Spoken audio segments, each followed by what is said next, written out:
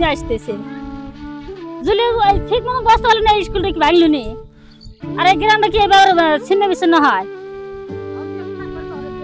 তখন দুই একটা বস্তা ফেলে দেয় বিদে মানে তখন বস্তা নেই বিদে তাহলে কিভাবে এই জায়গাটা আটকাবি কনসানে 5 জন এসে গুণ কাম আছে বস্তা ফেলার আজকে তো কাউকে দেখতেছি না সব চলে গেছে বললে। আসসালামু আলাইকুম। আপনারা যখন আমার এই ভিডিও দেখছেন ঈদের দিনে, আমরা ঈদের আনন্দ করছি, আপনারাও ঈদের আনন্দ করছেন, কিন্তু বগুড়ার সারিয়াকান্দি শিমুলতাইর গ্রামে ঈদের কোনো আনন্দ নাই। যারা সংবাদ মাধ্যমে বিভিন্ন ভিডিও মাধ্যমে দেখছেন যে শিমুলতাই সরকারি প্রাথমিক বিদ্যালয় ভেঙে যাচ্ছে, আমরা এখন সেখানে দাঁড়িয়ে আছি। এই স্কুলটা একদম ভেঙে নিয়ে চলে গেছে, কারণ এটা নদী গর্ভে বিলীন হওয়ার পর্যায়ে, এই জন্য নিলামে তুলে এইটার দরজা জানালা ইট পাথর সব বিক্রি করা হয়েছে। এখানে এসে দেখলাম যে স্কুল চত্বরে খেলাধুলা করছে কয়েকটা শিশু, তারা এই স্কুলের ছাত্র ছিল, হয়তো তারা এই খেলাধুলার মাধ্যমে তাদের স্কুলের স্মৃতিগুলো রোমন্থন করছে।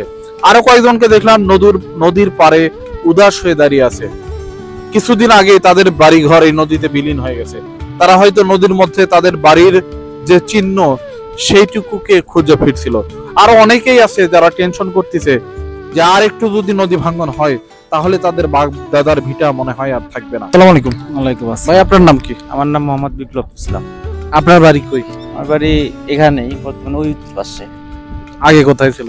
আগে ছিল পূর্ব পাশে, নদীর ভিতরে। নদীর ভিতরে চলে গেছে। সেখান থেকে এখন যেখানে আছেন কতদিন আগে আসছেন? প্রায় 3 বছর আগে আসছি এখানে।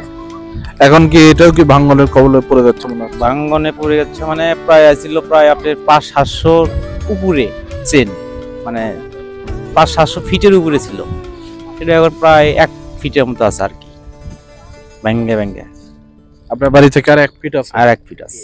একবার ঈদ কি দেওয়া করবো আমরা, মানে আমাকে যে জায়গায় থাকি এই জায়গায় বাড়ির টেনশনই করবো না, ঈদের টেনশনই করবো, মানে আমাদের মনে কোনো সুখ নেই ভাঙ্গনের জন্য। এবং ঈদ এখন আগে মাঠ করছি আমরা এদিক, সেটাও ভেঙে চলে গেছে। এখন মনে করেন যে প্রায় এখন ফাঁকা জায়গা দেখে একটু নামাজ টামাজ পড়ে তারপরে এখন আল্লাহ কোন অবস্থা থাকে ওইলে থাকা যদি নেয় যায় এক ব্যবস্থা করাই লাগবে। ওই সর হয়তো মুদের ওই সরে চলে যেতে পারে।